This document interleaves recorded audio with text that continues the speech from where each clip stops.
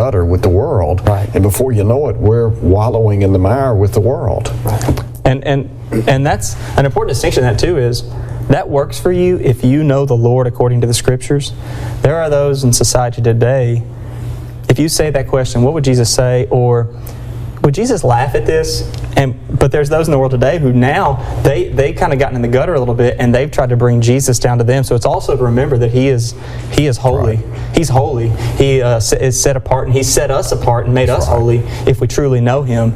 And so it's got to be with a reverence of who He is, and with a reverence of who He is. And I don't get the whole thing where the guys are wearing the T-shirts that have irreverent phrases about Jesus on them and trying to bring Him down and make Him base. No, He's a holy God. And how would He feel about this? You know, the Hebrew writer, you just touched a nerve. The Hebrew writer said in Hebrews chapter 7 that Jesus is holy, harmless, undefiled, separate from sinners, made higher than the heavens, which suggests, as you said a moment ago, His holiness. And Peter would say that we are to be holy as He is holy. We've been sanctified, set apart, and I think sometimes maybe we forget that, sadly. Other questions come in. What suggestions do you have for parents who are trying to encourage their children to laugh at good, clean fun and to avoid profane humor? Just avoid the profane humor, but accept as early as you can that as a dad you're just not funny. And that's going to help you a lot. Help them avoid the profane, encourage them to have pure things. But you yourself, I don't know, maybe till they're like 8 or something you can be funny, but after that, be okay with not being funny. I understand. One of the things that we were talking about at break, and this really I think is a good place to introduce it in light of this question, what about some of the movies and television shows that are so prevalent in our society today, and we as consumers sometimes, and as Christian consumers, we buy in, sadly. Yeah. And so what should our view be, our policy be, I guess, as a Christian? Could you ask this question to Dad and to Mom? What are you watching with your children? Fine, that's a good question. But the next question is this, and it's just as important, and you're lying to yourself if you won't answer correctly. What do you watch after you put the kids to bed? Because that's going to affect your children. Integrity. If you put your kids to bed and then you watch inappropriate things, you laugh at things that you wouldn't want your children to laugh at, you can forget about it. You would chalk it up. Because someday they're going to figure that out, or they're going to see you chuckle at something in a moment. If I'm training my heart to love impurity when my children are asleep in their beds, then I'm going to exhibit that. First of all, it's wrong. Second, I'm going to exhibit that before them in their lives. Great points, great points. I think you also, one of the things and a lesson I think for us all is sometimes we just have to turn it off. We just have to turn it off. Sometimes we just let it run and run and say, well, I'm really waiting for the next show to come on, but we've just let it run and run through this one, and the next one's not better either, but it's... I think we have two options. There is an off button, and the other option is we can change the channel. Sure. And sometimes maybe we fail in that we don't turn it off or we don't change the channel, and so as a result of that, we continuously imbibe in what we're seeing and hearing, and before you know it, we are sucked into the world. And John said, "Love not the world, neither the things which are in the world. If any man loves the world, the love of the Father is not in him." It's interesting to me that when I look at the Scriptures, it's almost as if there is a progression. Because Paul talks about how we're not to be conformed to the world. James in chapter 4 talks about friendship with the world, and typically before you love somebody, you befriend them. You become a friend. And then what happens? You fall in love with the world. And before you know it, you act like the world, you talk like the world, you dress like the world. And so, bottom line, you're in the world. Just like Psalm 1, the idea of standing, walking, and then now sitting down with in the seat of the scornful.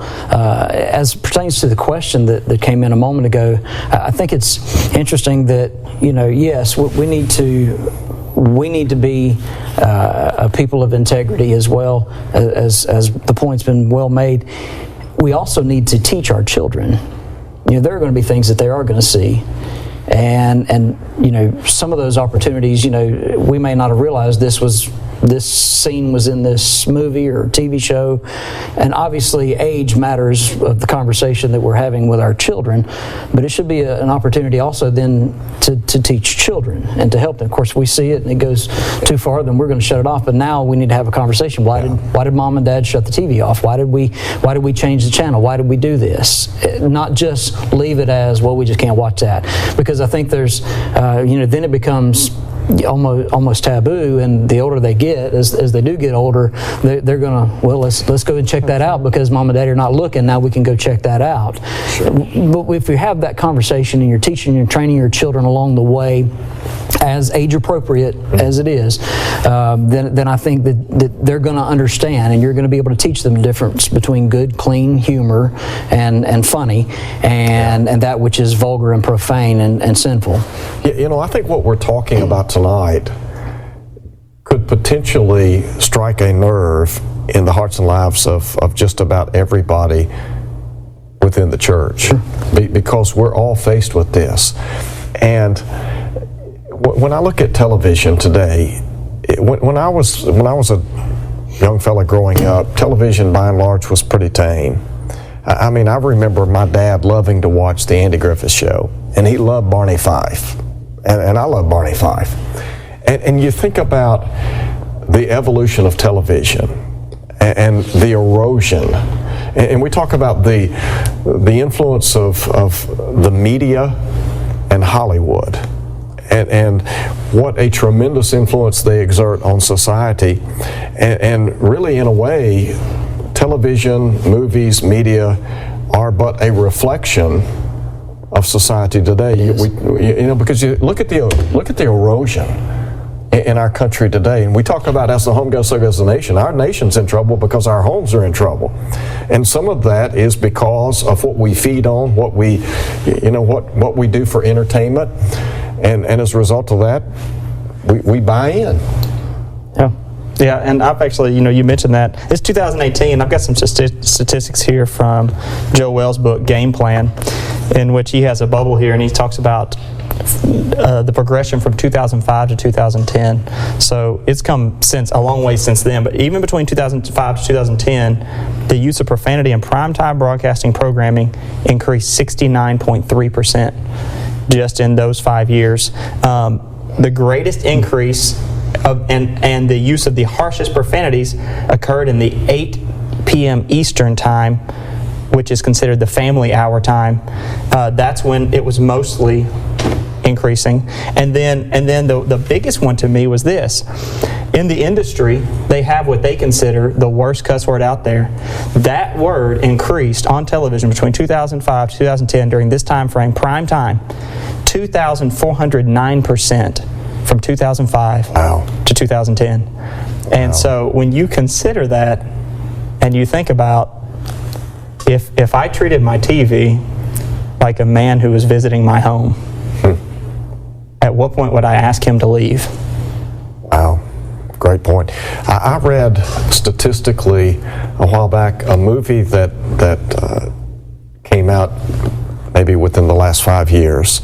If I were to call one of the actors' names, everyone would know this person.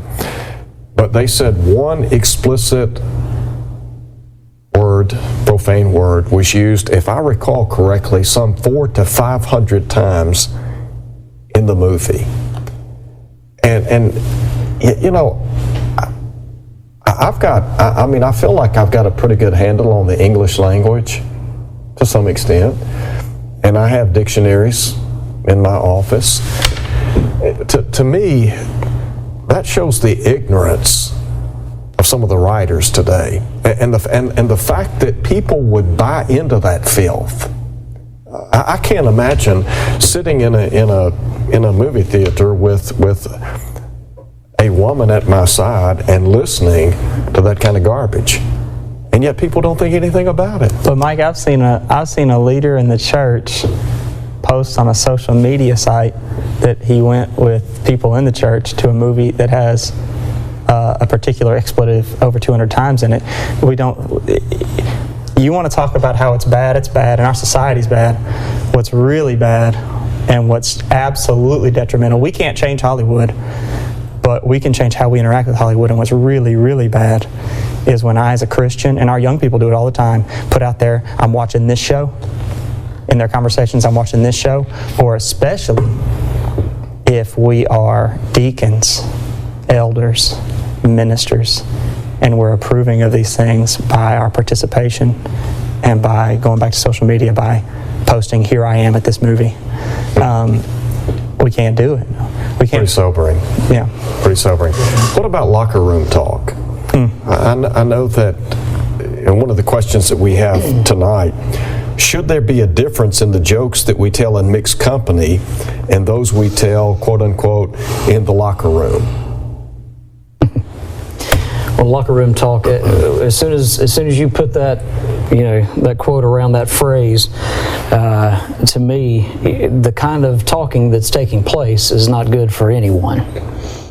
And so it makes no difference who's there, mixed company or not, at that point. When I think of locker room talk, that's it, to me it's the gutter talk. It's vulgar. It's those definitions that we laid out a moment ago. That's the very essence of it in those places, and generally has to do with gestures and everything else going on in a locker room. And anybody that's ever been in a locker room understands what I'm talking about. So, there was a time in our country when men used profanity in many areas, many sectors of society, and if a woman came into their presence, they would curtail their profanity, or they would say, "Excuse me, ma'am." But women today can outcuss men. I mean, there are some women today that are so profane, and I'm not trying to throw women to the curb. I appreciate women. I especially appreciate godly women, but I have heard some women that would make a sailor blush in some of the things that they say. And when I think about a Christian using that kind of language, it's just it's hard to imagine. Yes, I have a close friend who played for the University of Arkansas. He started for the University of Arkansas as a cornerback. And he lived in those locker rooms. He was in that locker room, Bobby Petrino. And you hear the stories of the way that the coaches, these guys were supposed to be mentors to them, would speak to them, like and dogs. the kind of language they would use, and that they would use. And you think to it and you say, locker room talk. I'm all for locker room talk. Locker room talk should be a bunch of guys who are talking about common goals, working together as a team. I'm not okay with locker room talk when it's a euphemism for sinful speech. I hate that term because it really is just a euphemism. What we're talking about when we talk about locker room talk is we're talking about sinful, perverted speech, cursing, and that's wrong. No matter if a woman's in the room or not, it's just wrong to do. And frankly, if I'm in a position of authority over a young man, I ought to be, because those same coaches who will say these perverted things to them in that locker room, they're the same ones who will suspend them when they behave in a perverted way toward a young lady. Right. But how in the world do you expect to pour perversion into their minds, but then expect them in their lives to exhibit a righteous living? That's a great question. Absolutely. Great question. And which I think raises an interesting question. As a parent, do you want your child playing for a coach that has a gutter mouth? I certainly wouldn't. No. Absolutely not. And it's interesting because our boys played baseball early on, and I would help coach, and being around some of the other, and the reason that I got into to start helping another coach was so that I could kind of help with the calendar of things, and when we were playing ball and practicing and some of those things. So I got involved in that way. It was a great outlet for the community as well. But it also put me around other people that I soon realized in the community, here's 6 other teams, and the coaches, they don't think the same way. And it become, all of a sudden you walk away from the kids and you're over here in the corner, and there's a coaches conference, if you will, before we start the season or anything like that. And all of a sudden the level of conversation just went in the gutter. It turned completely off. I appreciate them not doing that around the kids. Yeah. But I don't want them to do that around me either. Yeah, you know, and to make that, you know, and I made clear. I said, guys, I can't be around this kind of language, you know, and I appreciate you walking away from the young people to you know, to have this conversation, but I don't want to be a part of this conversation at all. Which I think raises an interesting question. As a Christian, how should we act or react when someone who is not a Christian begins to use profanity, or let's say begins to tell an off-color joke or some profane joke, etc.? How should we react to that? You got to protest with your vote. We talked about it before, you know, you don't have to agree with everything your government does, but every so many years an election comes along and you cast your vote. I think you do the same thing here. Guy tells a dirty joke, you don't laugh. You know, you go to Romans 1:32, them that take pleasure in them that do these things. I'm not going to take pleasure in what you're doing. Now the thing is, if I'll sit at home tonight and laugh at some perversion on television, I'm being a hypocrite.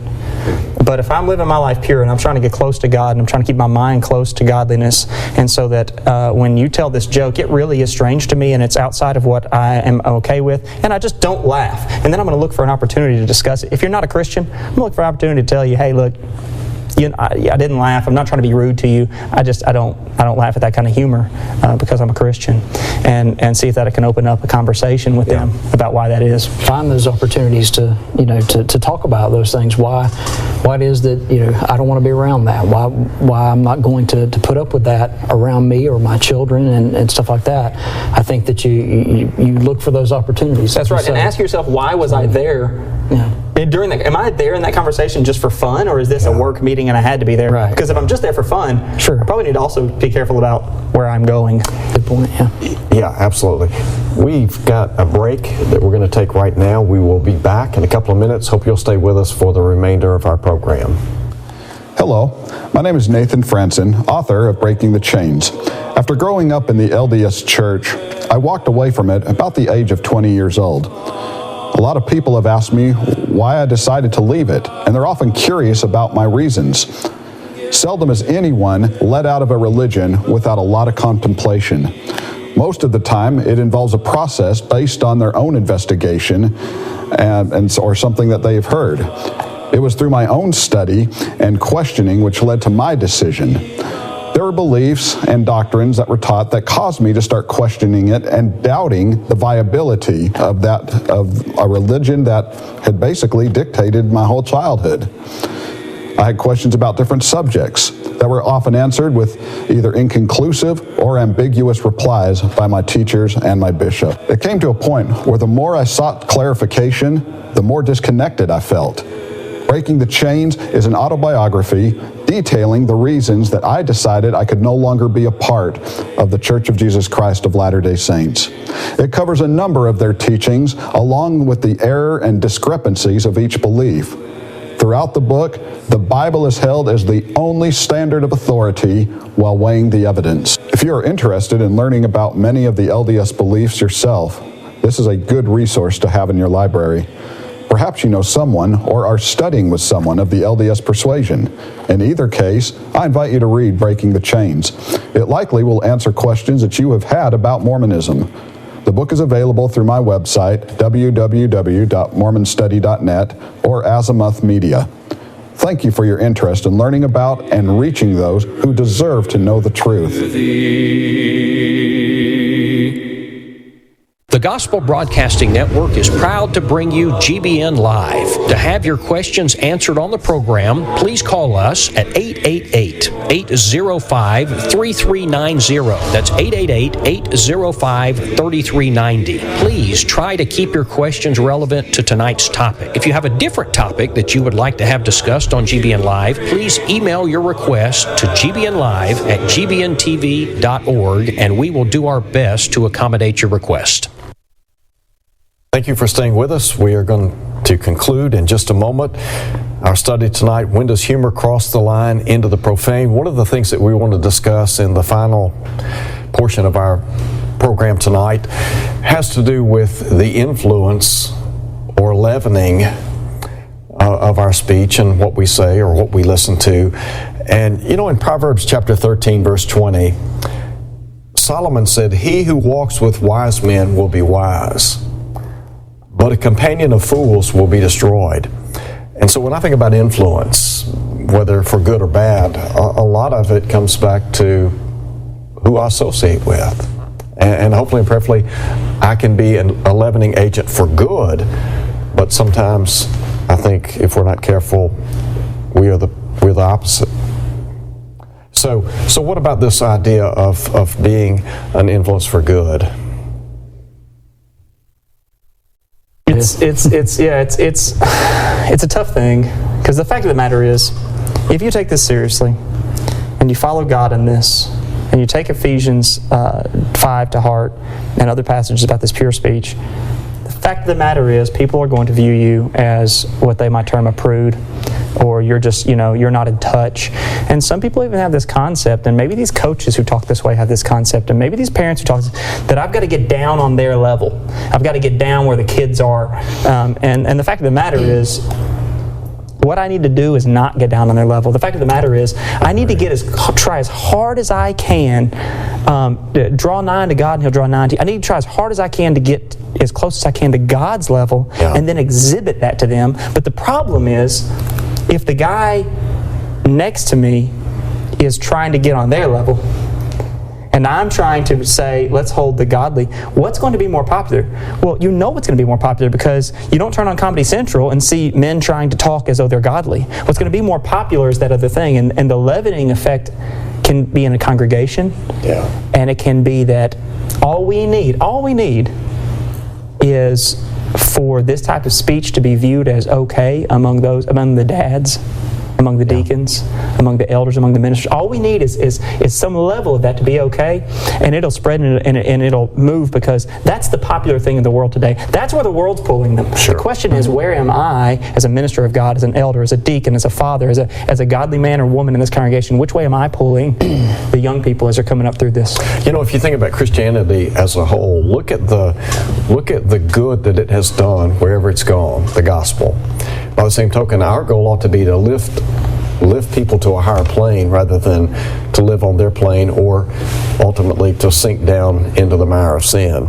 Another question's come in. Are we not approving any sin if the church is not willing to talk about it from the pulpit? Make sure I understand the question. I'm not sure I understand exactly. If we're afraid to talk about it, are we therefore approving it? I think is maybe what they're getting at there. Could be. If I ignore it, if I don't get up and say, people, you can't drink. You can't drink alcohol. And I'm approving it if I won't preach on it. Which I think begs a great question. Do you think that from the pulpit we give enough attention to the tongue? Possibly we don't. There's, unless, and a lot of times what we do, and I do this as well, we'll teach our Bible classes, we'll teach them, verse by verse, or, through a passage of Scripture, and we may not cover topically until we come across that verse that handles that. If we're in James and we're talking about the tongue, then we'll spend time in that, and then we may not cover it again for quite a while.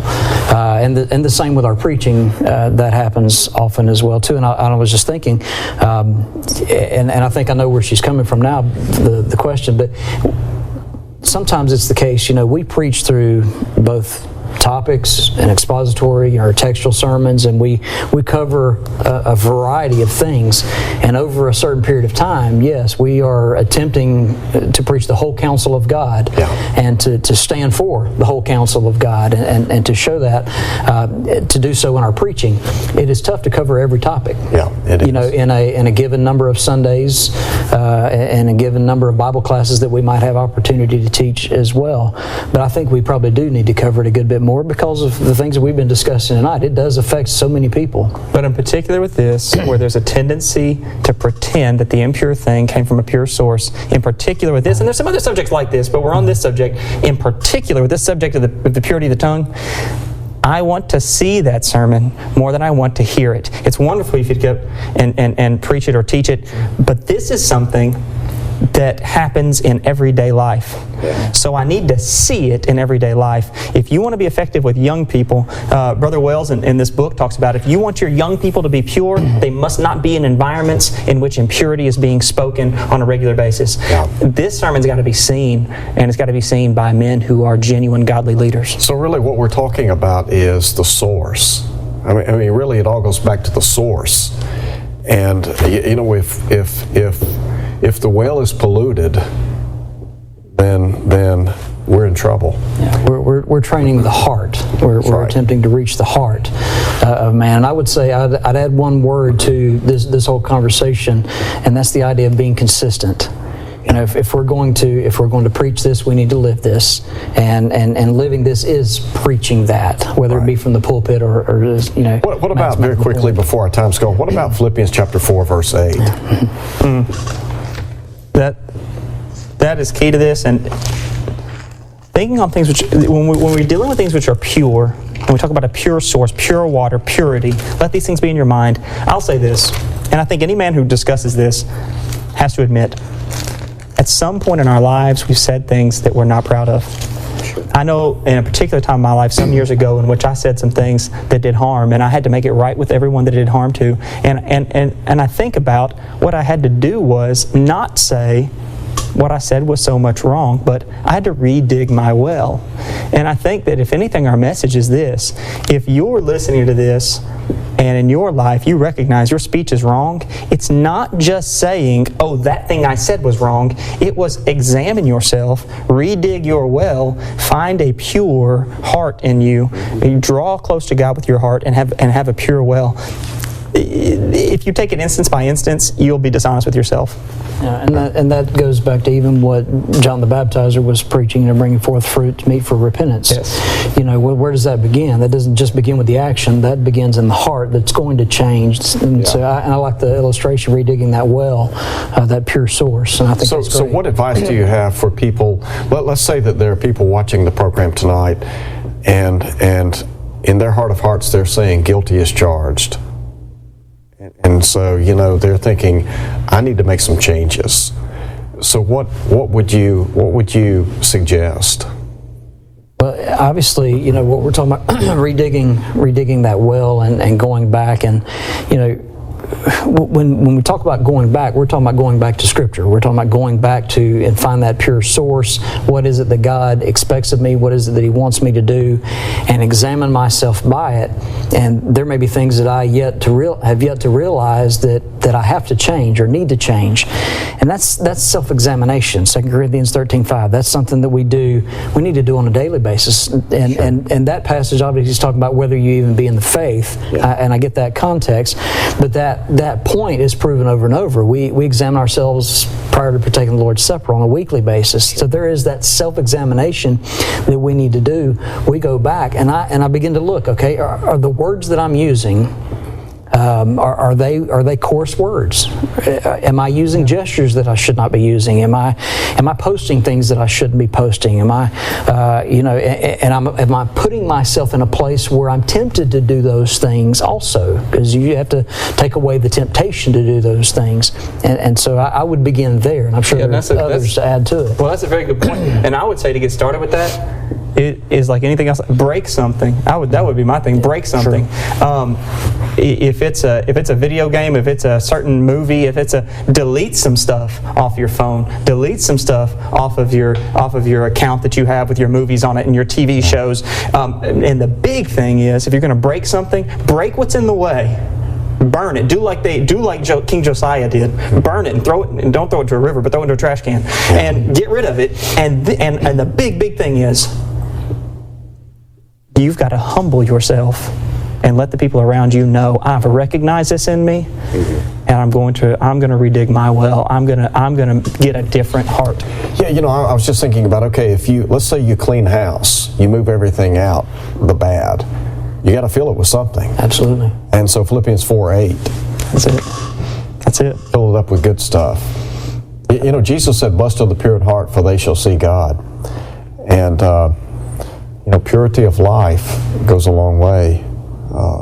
And one other thing I wanted to mention very quickly, I know our time is almost gone, but we didn't address, and we could have, when we talk about the tongue and all the problems associated with that. But sometimes people get involved in gossip, they malign character, they become what I would call a verbal assassin. And if we're not careful, we can use the tongue to denigrate others, for example, before our children. And then, we set a pattern for their behavior later in life as well. And there's a circle of comedy that attempts to do that as well, and calls it humor, and yet it's vulgar. It's not humor. It is. Yeah. And you talk about filling that time. Stop binge watching Family Guy, South Park, whatever other TV show it is you're watching that's bad for you, and start binge watching GBN. Download the GBN app. If you're watching this, you already watched GBN. That's right. But there's wholesome things you can, even stuff that's not religious, there's wholesome things that you can fill that time with. Put the Bible in audio on your phone.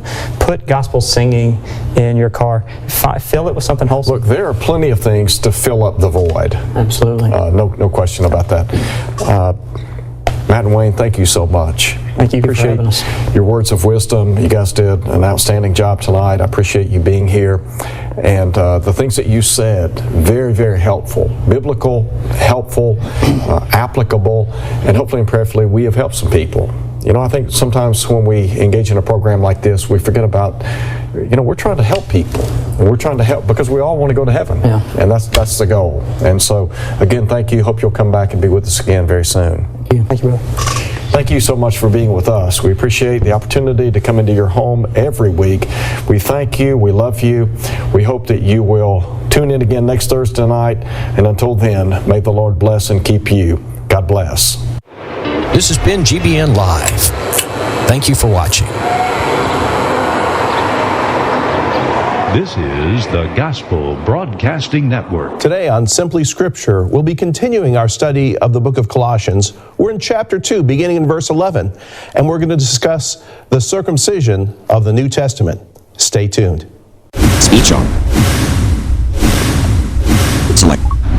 YouTube. Receiver. Active. Receiver. Active. YouTube. We're back in the book of Colossians Receiver. today. Active. Have with Receiver. me Cameron Freeman and Josh More info. McCrary. Union Gentlemen, Church of Christ welcome. Radio. Well, Line 3. yep, Warren. glad to be Gospel here. Radio Glad to be 240s. here. El Shaddai Radio. And as we El Shaddai begin Radio our stations. study here, we're in chapter 2. KCXBLT We'll be picking up KCXBLT 102.5 FM. The Beacon of Truth. Speech off.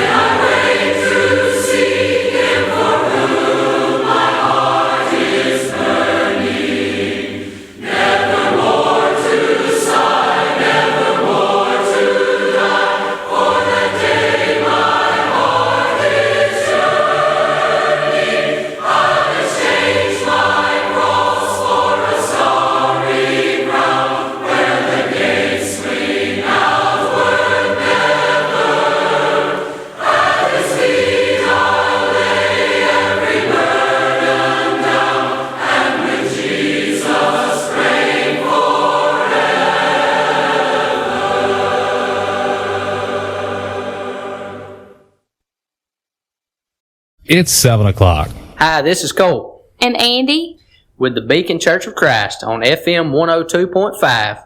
KCXBLP, the Beacon of Truth in West Monroe, Louisiana at 2326 Jonesboro Road. It's 50 degrees.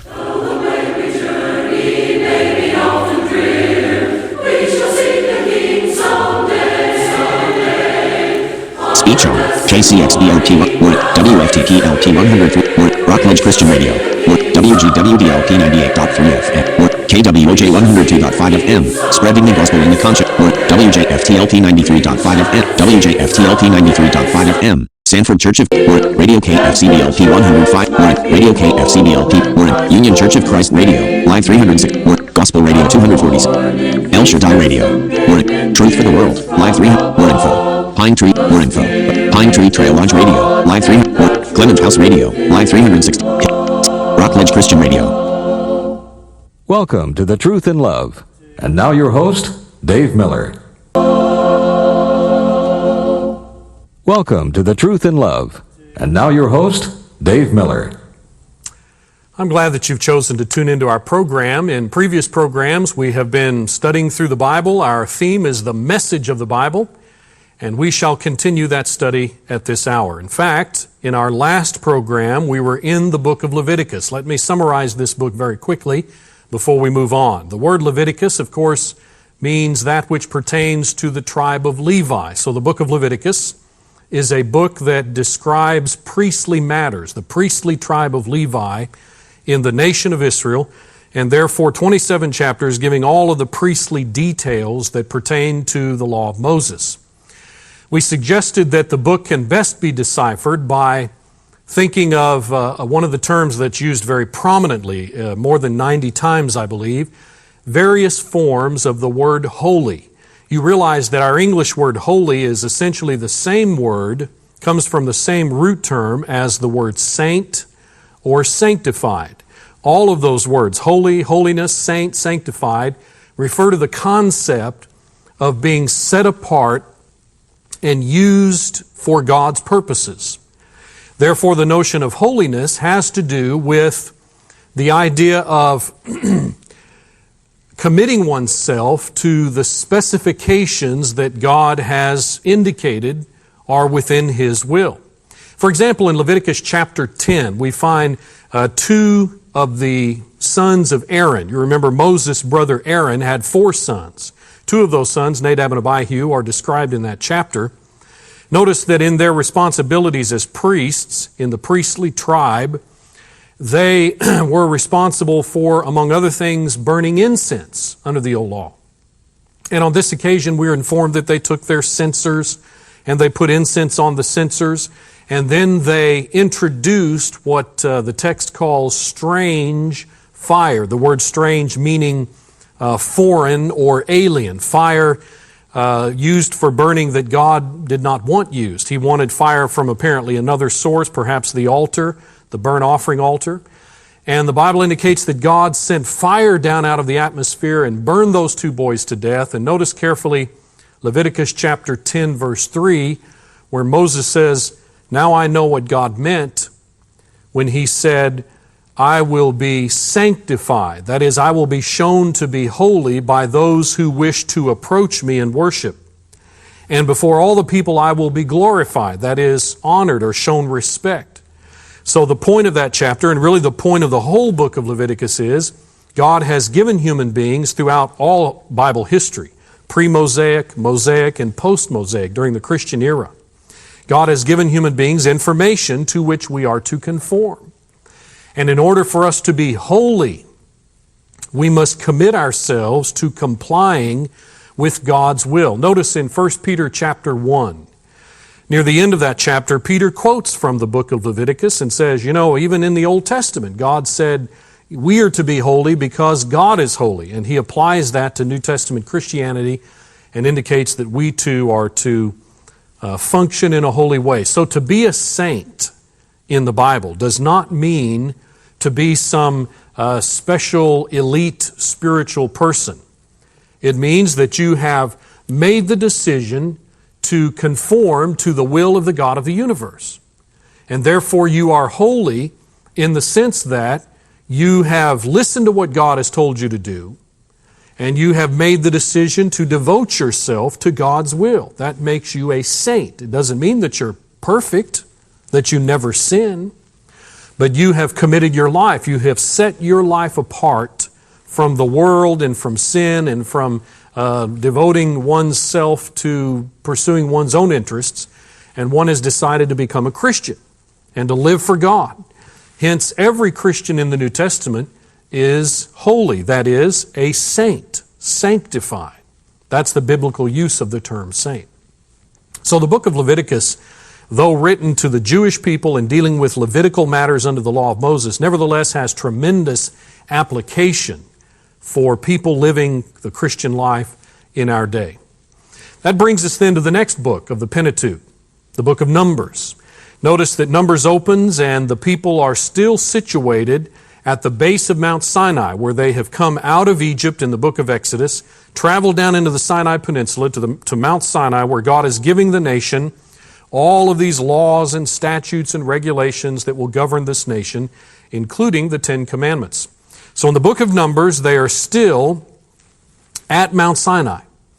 The book of Numbers describes in the early chapters a lot of matters that pertain to the Levitical law, and yet in the early chapters, the Bible indicates that God gave them instructions to strike camp. They've been at Mount Sinai for several weeks. They're to strike camp, and now they are to move to their second objective. Their first objective was Mount Sinai, having come out of Egypt to receive God's will. Now they are to proceed to their second objective, and that is the Promised Land, the land of Canaan. And so they travel from Mount Sinai in a northeasterly direction up out of the Sinai Peninsula. They arrive at the southernmost border of the Promised Land, the land of Canaan, in Numbers chapter 13. By the way, the book Numbers is so named because of a census that was taken, a numbering of the people at the very beginning of Numbers. And then 40 years later, at the end of the book of Numbers, a second census is taken of the people. That's why that book is called Numbers. Notice in chapter 13, when the nation arrives at the southernmost boundary of the land of Canaan, they assemble a reconnaissance team composed of 12 men, one leading man from each of the 12 tribes. This reconnaissance team is charged with the responsibility of going up into the land of Canaan and investigating land conditions. And so they leave and they travel from the south right on through the land of Canaan up into the northernmost borders of Palestine. And they stay gone for well over a month. And then they return and they stand before the nation in chapter 13 and give their report, their reconnaissance report to the nation. And here's what they say. They said, this land is everything God said it would be. They, in fact, used the Hebrew idiomatic expression, a land that flows with milk and honey. This expression means that it's bountiful, it's sumptuous, it would well provide for the needs and desires of this entire nation. So it's truly a bountiful land. In fact, they brought back one cluster of grapes that was so enormous that it was suspended on a pole and carried by 2 men as evidence of the bounty of this land of Canaan.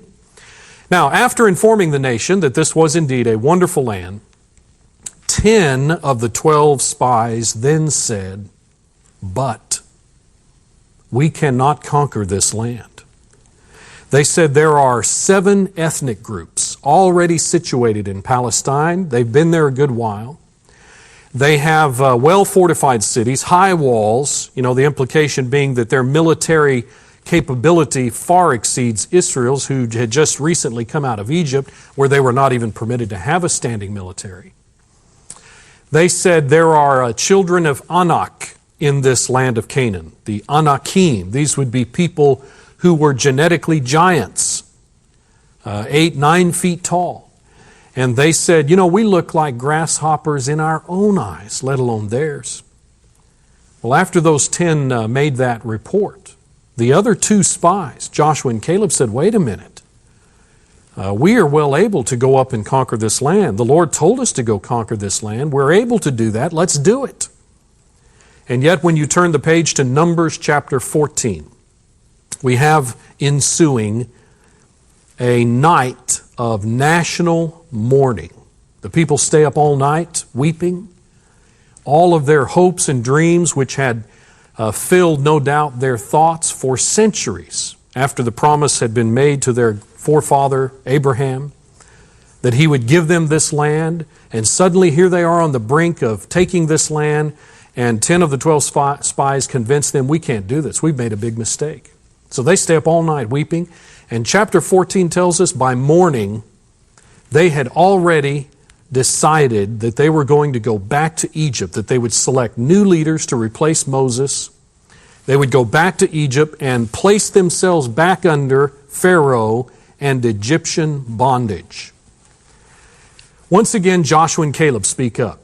They give a wonderful little message there, a little speech saying, please don't do this. Don't rebel. In fact, they use the word rebel. This would be rebellion for us to do this. God has told us we can take this land. We need to do it.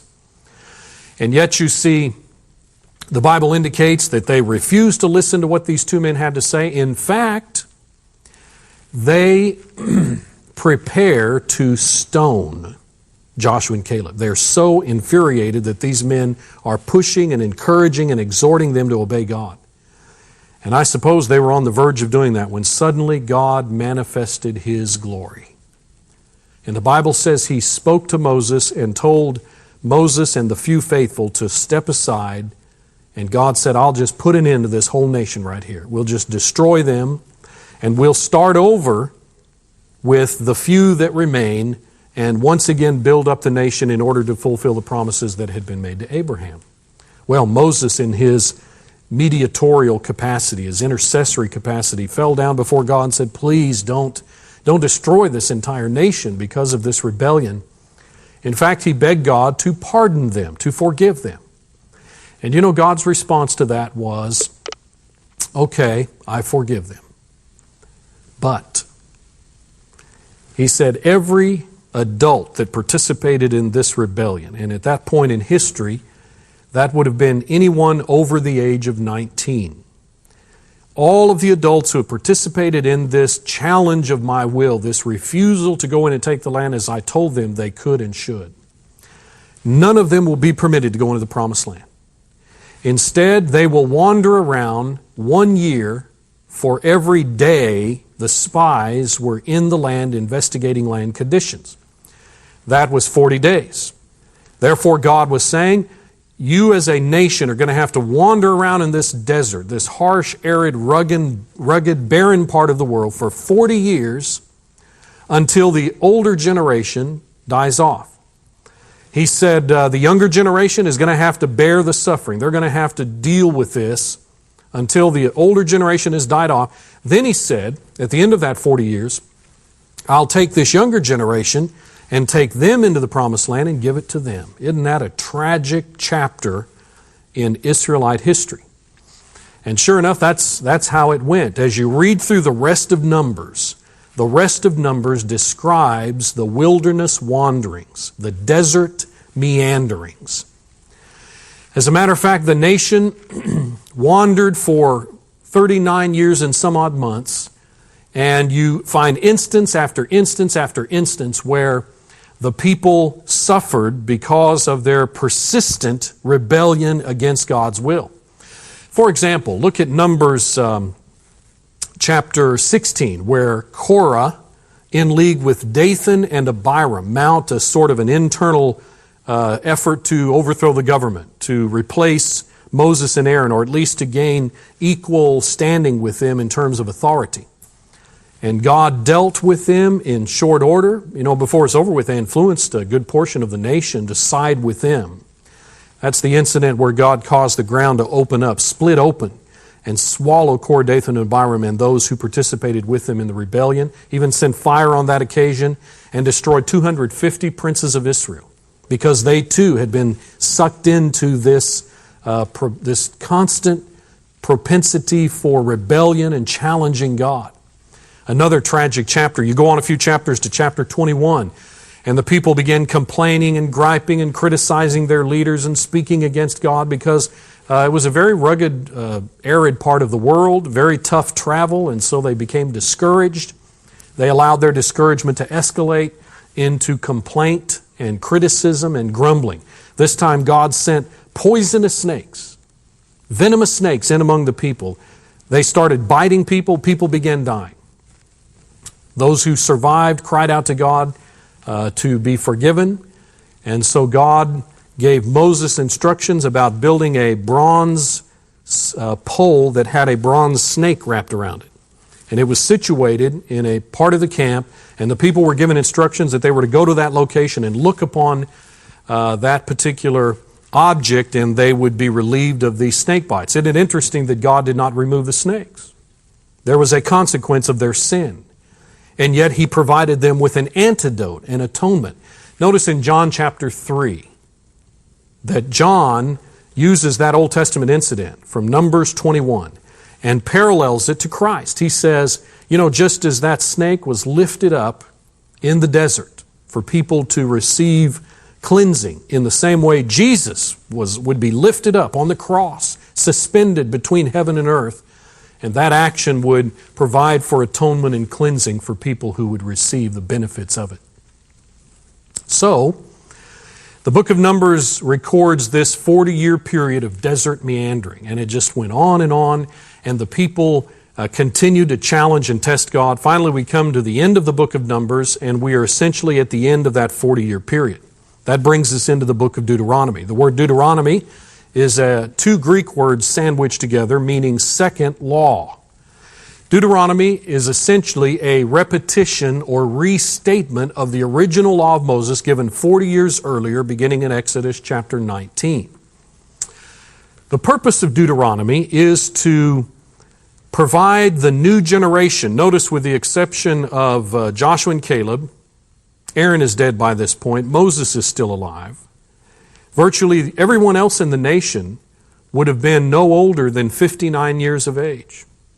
So Deuteronomy was written to remind them, or to repeat for them, the legislation that had been given 39 years and some odd months earlier at Mount Sinai. The book of Deuteronomy is designed to tell this new nation how they need to conduct themselves in order for them to successfully conquer the land of Canaan and then sustain themselves there indefinitely into the future. It's a wonderful book that has a lot of application to America.